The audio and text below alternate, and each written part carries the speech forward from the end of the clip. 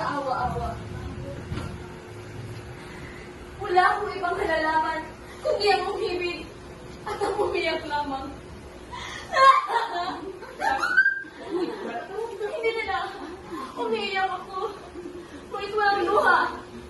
Hindi nila naalam na ako'y tumatawa din.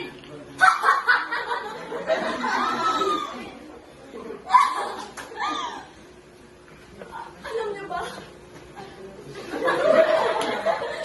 Ako'y nakapag-asawa ng napaka-irresponsable at mapalakit na siyang laging ama ng dalawa kong mga anghel. Si Crispin at si Basilio, mga anak ko.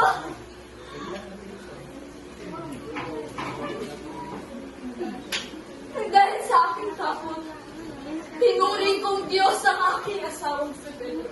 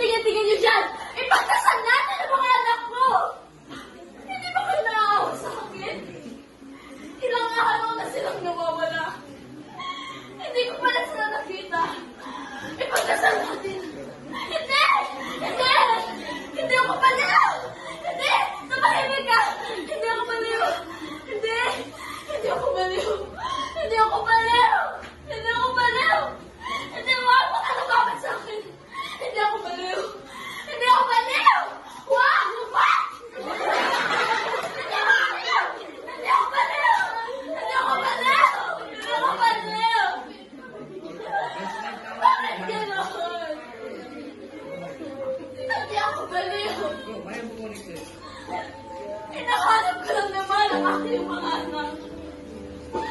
Crispin! Basilio! Nasaan na kayo mga anak ko? Crispin? Basilio?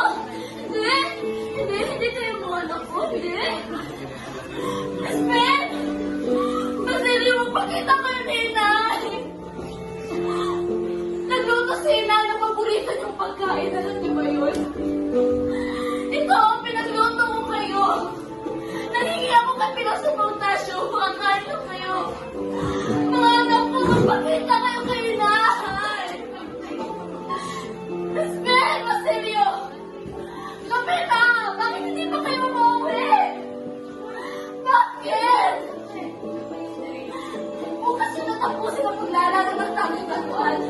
Bukas yun nasa kusinian.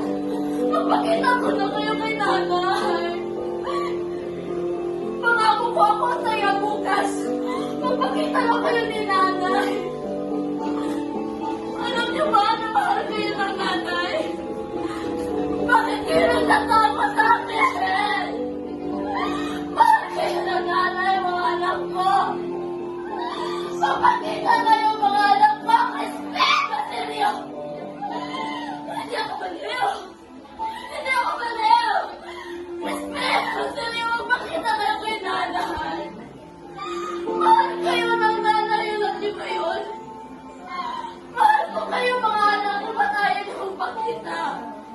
Huwag kayo magtampo kay nanay! Pero kahit din na kayo na paborito ng pagkain, mga anak ko. Basilio! Basilio! Bakit wala pa kayo hanggang ngayon? Hindi na pa nag-aanay si nanay. Panginoon, bakit ganito? Minahal ko naman sila na gusto. Bakit sila nawala? Bakit mo sila tiwala sa buhay ko? Sila lang ang dahilan kung bakit ako buhay ngayon. Respect, Basilio, magpakita na kayo ni nanay ng anak ko. Magpakita na kayo. Tingnan niyo na paglalaki ng